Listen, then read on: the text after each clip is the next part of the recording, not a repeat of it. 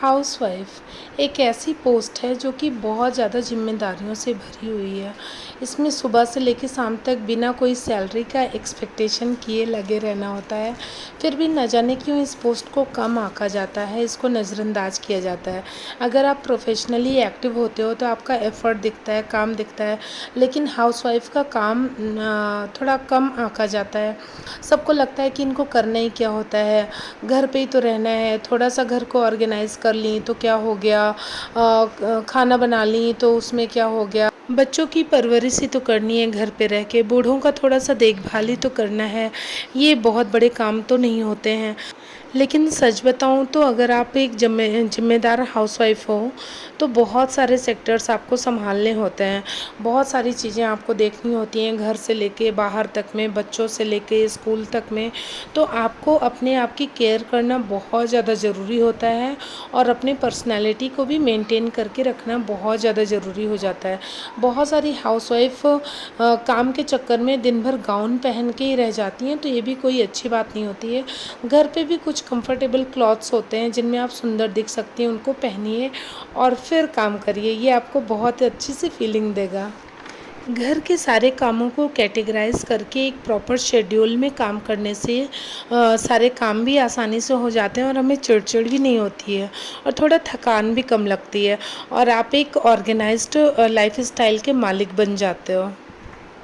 सारे house hold works का एक शेड्यूल बनाने के साथ साथ मैं एक टू डू लिस्ट बनाती हूँ रोज़ की, जिसमें उस दिन का जो ज़रूरी काम होता है वो नोट करती हूँ, जिससे वो कल पे टाला भी नहीं जाता और आराम से हो भी जाता है।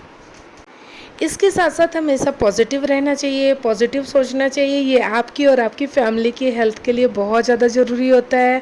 अपनी हेल्थ का बहुत सारा ख्याल रखें और एक हैबिट होनी चाहिए हमारे अंदर कि अगर कोई काम नहीं हो पा रहा है तो जाने दो, जो हो पा रहा है ठीक है, नहीं हो पा रहा है ठीक है, जाने दो उसको।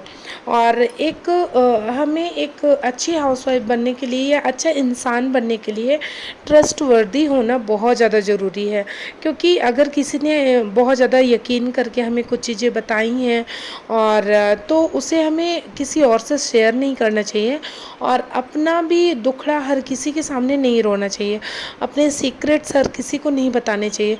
क्योंकि जब हम दुखी होते हैं ना तो हम सारी बातें ओपनली बोल देते हैं, कह देते हैं, तो हमेशा नहीं होता है कि सामने वाला उतना डिसेंट है, अपने आप की बातों को समझेगा। उल्टा आपका मजाक बनाता है और आपकी पर्सनैलिटी पे भी असर पड़ता है। और एक चीज़ होती है कि ये जो बॉडी शेमिंग, फेस शेमिंग, इससे मुझे बहुत ज़्यादा एलर्जी है।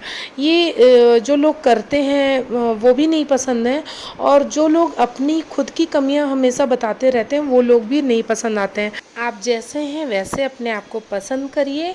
और हाँ, कोई भी इंसान पूरी तरीके से परफेक्ट नहीं होता है, तो परफेक्शन की तरफ ध्यान देते रहना चाहिए।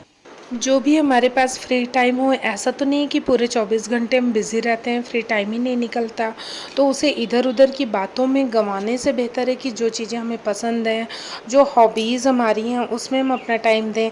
जैसे मैंने अपने टेरेस पे बहुत सारे फ्लावर लगा रखे हैं और आयुर्वेदिक प्लांट्स भी लगा रखे हैं, तो ये मुझे बहुत ज़्यादा सुकून देता है।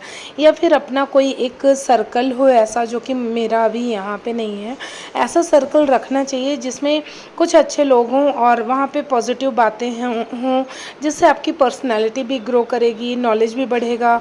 ऐसा नहीं कि आप हाउसवाइफ हो तो सिर्फ घर पे हो, घर पे काम कर रही हो, बाहर की चीज़ों के बारे में आपको पता ही नहीं है। हमें अपडेटेड रहना बहुत ज़्यादा ज़रूरी होता है। ये हमारी पर्सनैलिटी को बहुत अच्छा अच्छा इम्प्रूव करता है। हर किसी में कुछ ना कुछ क्वालिटीज़ ज़रूर होती हैं, हमें चाहिए कि उसको हमेशा ग्रो करें और हमेशा इम्प्रूवमेंट की तरफ बढ़ते रहें। और सबसे बाद में मैं कहना चाहूँगी कि अपना ढेर सारा ख्याल रखिए, क्योंकि अगर आप स्वस्थ होंगे तभी आप दूसरों का भी ख्याल रख पाएंगे। तो मिलते हैं नेक्स्ट वीडियो में, जहाँ पे हम और भी अच्छी अच्छी कुछ बातें करेंगे। और तब तक के लिए बाय बाय, टेक केयर।